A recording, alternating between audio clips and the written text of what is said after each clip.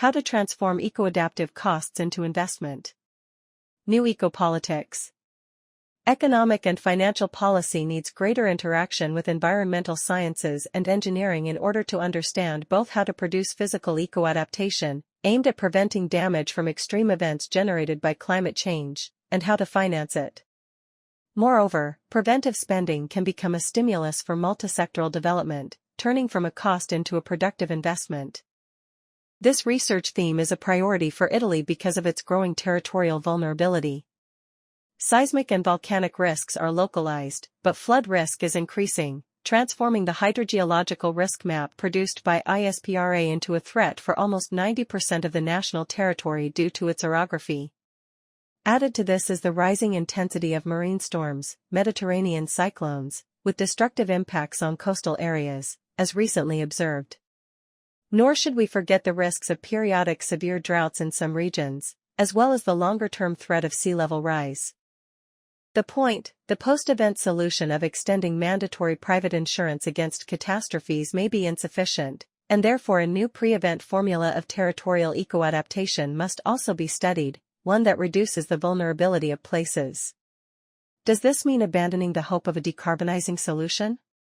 No, but decarbonization will be slow, even considering an acceleration of fusion nuclear power and other energy sources capable of replacing the carbon-based cycle. Eco-adaptation therefore remains the most realistic strategy for a defense as rapid as climate change itself, neither climate denialist nor naively optimistic.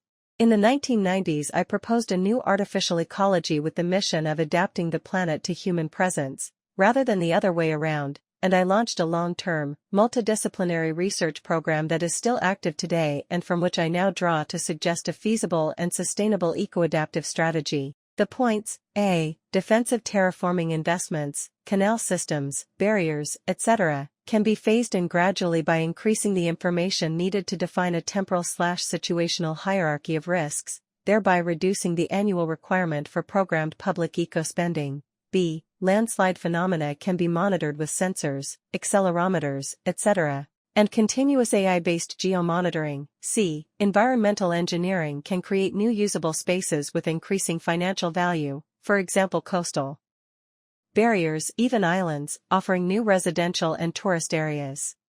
D. In general, most territorial and urban defensive interventions lead to a modernization of structures and infrastructures, solving the problem of their aging, that is, integrating continuous maintenance with eco-adaptation. The money? We should begin studying a public-private partnership, PPP, capable of gathering patient private investment as a multiplier of public spending. The probability of good returns, both financial and in terms of territorial upgrading, is very high.